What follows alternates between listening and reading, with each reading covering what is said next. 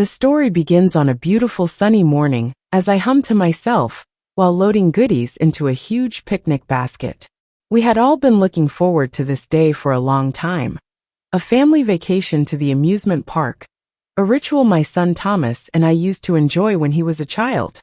At 23, he had matured into a tall, strong young man, full of confidence, which impressed and unsettled me. I couldn't believe how swiftly the years had passed.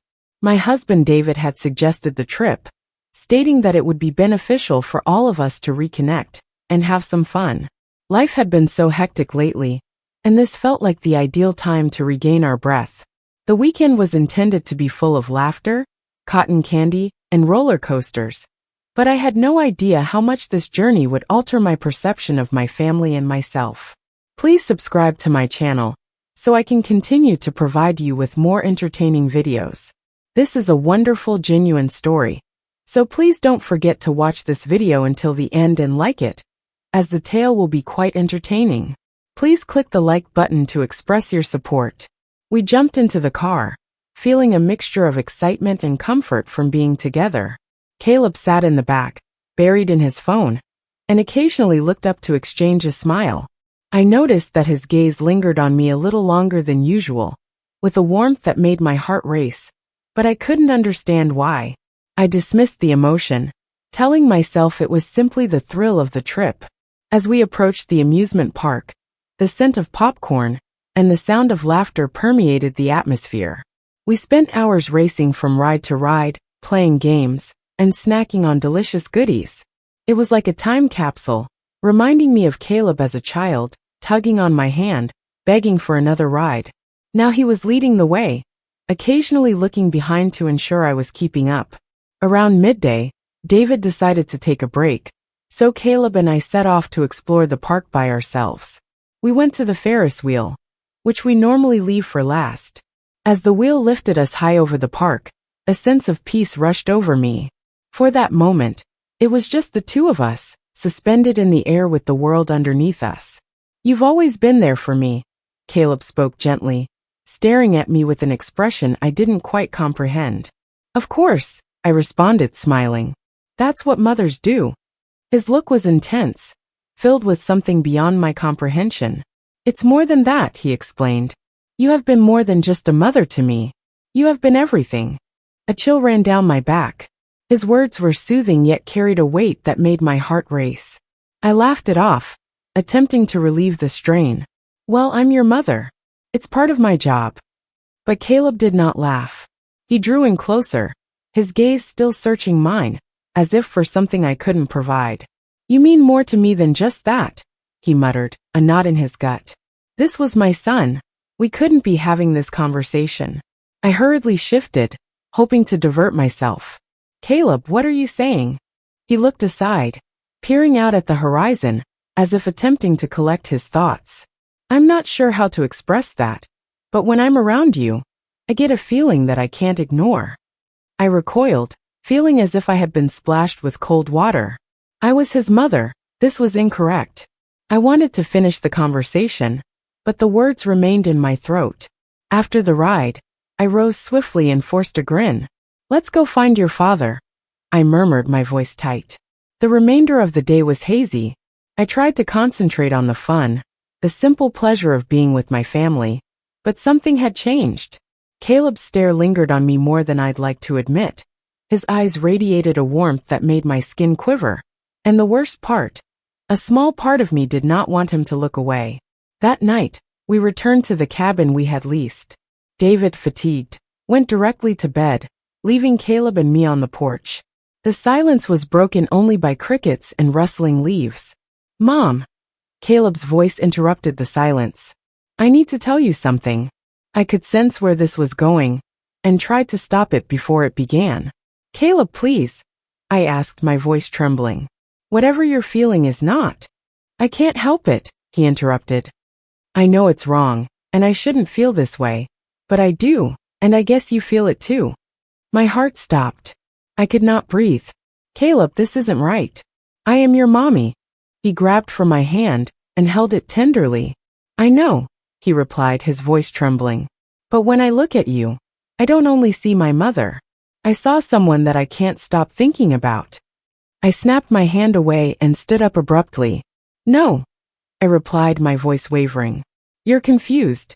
It's just a phase. You will understand, it was a mistake. He stood too, bridging the gap between us.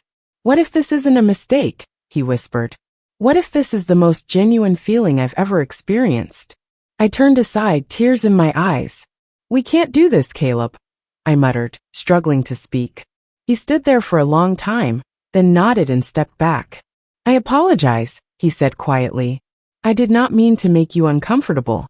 I wiped away a tear, attempting to compose myself. Let's just go inside, I suggested. It is late. We returned inside, the weight of what had just happened hanging between us like an unsaid reality. I was uncertain about the future, yet I understood that we had crossed a boundary, and there was no going back. The next morning, sunlight flooded in through the window, creating golden patterns across the room. I lay awake, mentally repeating the events of the previous night. It seemed weird. I was dazed. I was trapped as if in a terrible dream. David was dozing peacefully beside me, blissfully ignorant of the storm raging outside our door. I needed to get away and think. I quietly got out of bed and made my way to the kitchen, taking in the cold air and the comforting aroma of the woods. But as soon as my palm touched the counter, a torrent of emotion surged back. This was not a dream. What happened last night was genuine. I heard footsteps behind me and turned to see Caleb standing in the doorway, looking at me uncertainly. Morning, he said quietly. Morning, I replied with a forced smile that seemed weak and vulnerable. He moved closer. I cut him off. Last night, Caleb, let us not do this. It was late. We were both tired. We said things that we did not mean. Let's just ignore it, okay? But he did not look away. His eyes were piercing, brimming with something I couldn't deny. I can, Logan, I whispered gently, and I don't believe you can either. I returned to whispering, tempting myself to stabilize myself. We have to, Caleb. There is no other choice. You say that, he said, moving closer. But I do not believe you. Just then, I heard David move in the bedroom, and the tension between Caleb and me broke. I gave him a look, and he stepped back, withdrawing into the living room. David entered the kitchen, oblivious to the emotional undercurrent. Morning, honey, he murmured while wrapping his arms around me. Morning, I managed to say, though it seemed far away. The rest of the day dragged on, and every interaction with Caleb felt weighty and charged. David kept laughing and joking, utterly ignorant of the tension that existed between us. As the light began to fall, David suggested we return to the cabin for an early dinner. I agreed, wanting to escape the gathering maelstrom within me. Back at the cottage, I worked feverishly in the kitchen, slicing veggies. Caleb stayed nearby, making every movement feel sharper, more laden. Our shoulders brushed, and I flinched. You are avoiding me, he whispered softly. I'm not, I responded with tight teeth, refusing to look up. You are, he insisted. And I understand, but we can't ignore this forever. I set down the knife, my hands trembling. I turned to face him. We have to, I murmured passionately. This is not right, Caleb. It cannot happen. Before he could react, David called from the living room to see what was taking so long. I quickly composed myself and forced a grin. Dinner was almost done, I called back. The remainder of the night passed in a blur. We ate quietly, the only sounds being the clink of cutlery and David's occasional comments. I couldn't look at Caleb. I couldn't risk catching his gaze. When supper concluded, I excused myself, citing tiredness. However, when I closed the bedroom door behind me, the tears became hot and bitter. A quiet knock on the door caused me to freeze. I didn't want to face him, but he entered anyway. Caleb stood before me, his eyes filled with need and agony. We need to talk, he muttered. I shook my head and wiped away my tears. No, we do not. We cannot. But he did not listen. He kneeled in front of me and took my hands in his. Mom, he muttered, his voice breaking. Please do not push me away. I gazed down at him, and everything inside me crumbled. His touch was soft and frantic, leaving me with the feeling that we had reached the end of our journey. The kiss that followed was not soft. It was heavy, full of every emotion we both worked so hard to hide. When it was over, we lay together shaking. The quiet between us was heavy with the realization that what had just happened would never be undone. What did we do? I whispered. Caleb kissed my forehead and said, something we can't take back, but I do not regret it. Neither did I. That worried me more than anything. The following several days felt like an interminable blur, with the world appearing out of focus. We went about our usual routines, but everything felt different. Caleb's glances seemed like unsaid conversations, a common secret from which neither of us could escape. David remained indifferent, smiling and carefree, as if nothing had happened, but things had changed. I could feel it in every word, touch, and moment I had with Caleb. Caleb and I would have quiet moments at night, stealing glances across the room as the house fell silent, and David slept soundly. We would sometimes sit together, but there was always a tangible space between us. The recollection of what we had shared hovered between us like a shadow we couldn't escape. Caleb walked into the kitchen one evening, while I was preparing dinner. He didn't say anything at first, just stood there and watched me. I could feel his gaze on me, which made my heart accelerate despite my efforts to ignore it. You've been quiet, he finally murmured, his voice mild but with a weight that I couldn't ignore. I'm simply trying to concentrate on what's in front of me, I responded, keeping my tone steady. There was a lot to do, but I knew it wasn't only dinner that was stressing me out. It was everything that had transpired between us, everything we avoided. I can't stop thinking about it, he acknowledged, his voice barely audible. About what occurred and how we both felt. I turned to face him, my heart beating against my chest. Caleb, we've previously talked about this.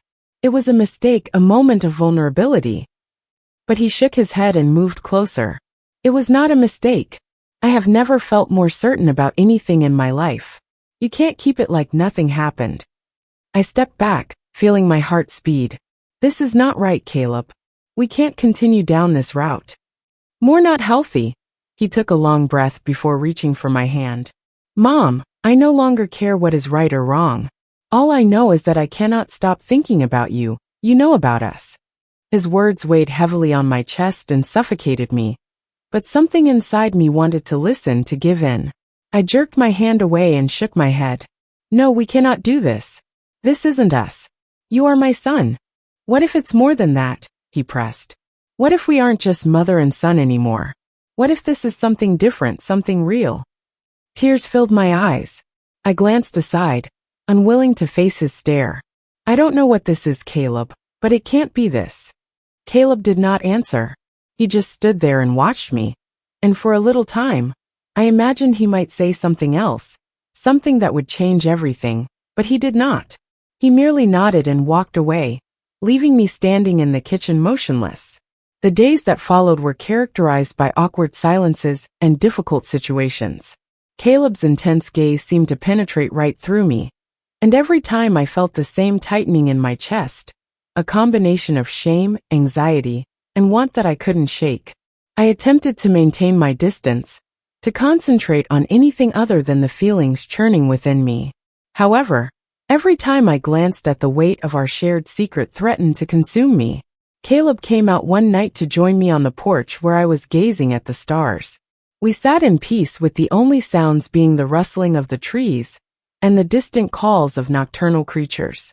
He broke the pause, saying, I know it's hard, but I don't regret what happened, and I can't keep pretending it wasn't important. I took a shaky breath and tried to steady myself. I don't know what to say to Caleb. You don't need to say anything, he said calmly. I just wanted you to know I wasn't going anywhere. I cannot not when you're dear to me. His honesty deeply resonated with me, and I realized for the first time that the path ahead would be challenging. To forsake the love he described, no matter how terrible it seemed, was genuine, and there was nothing I could do to remove it from my heart. I stood up and wiped away a tear that had escaped my eye. Caleb, we have to stop this for our own benefit. This cannot happen again. He stood as well, his face relaxing, but his eyes remained filled with the same intense need.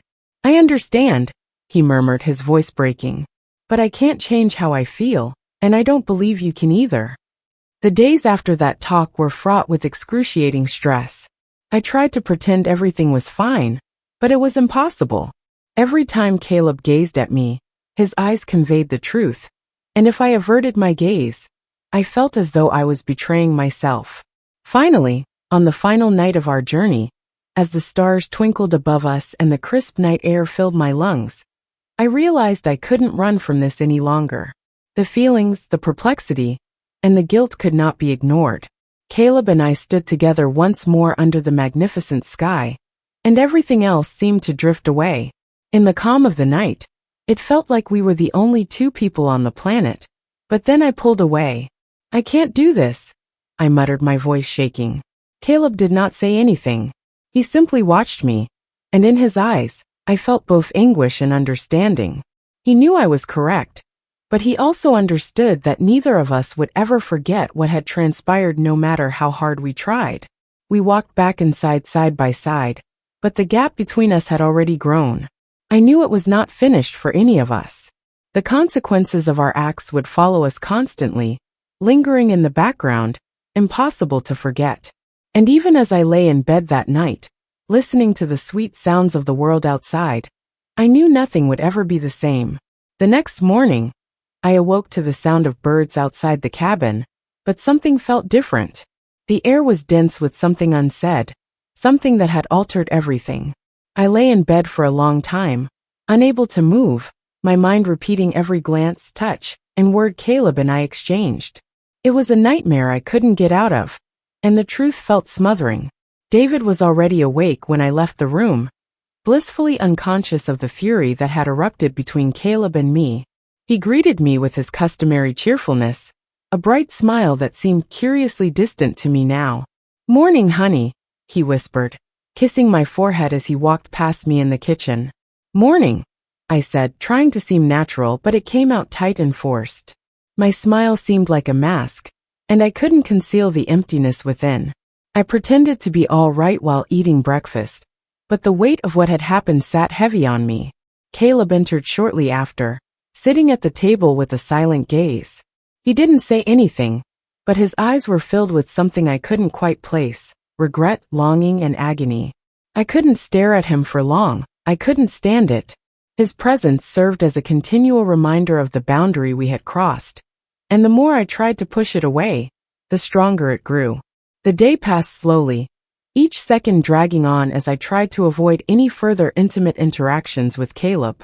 Every time our paths met, there was an unseen barrier between us that we both knew existed, but didn't want to recognize.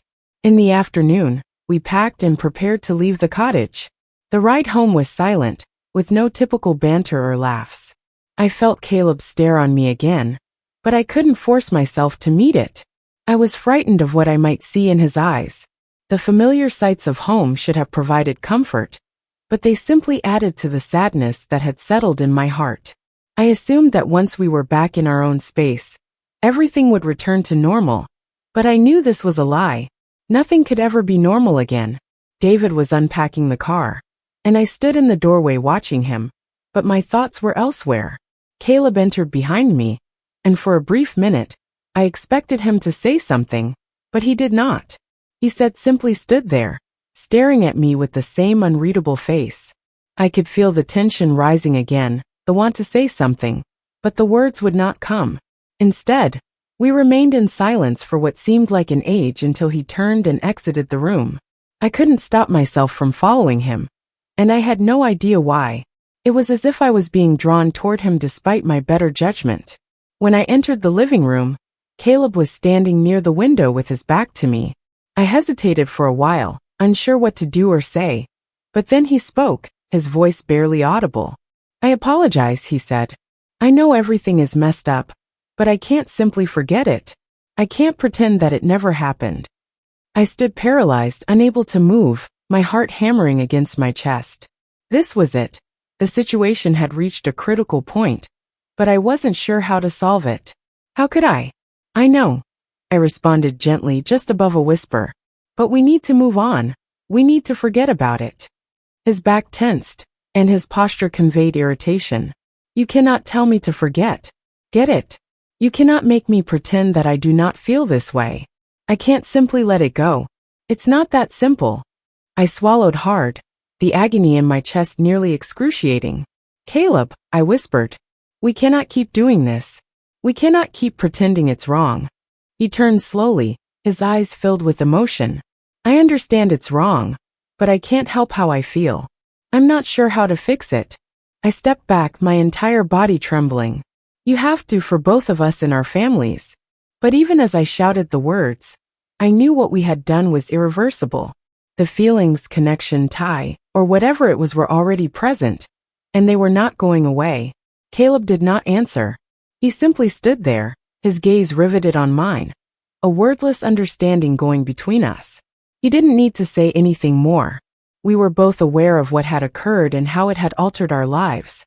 And in that moment, I realized that no matter how hard I tried to move on or pretend it never happened, I would always carry it with me. It would remain a part of who we were. As I turned away and returned to the kitchen, I couldn't help but feel the weight of it all. Guilt, grief, and confusion. It was a burden I wasn't sure I could bear, but I had to persevere.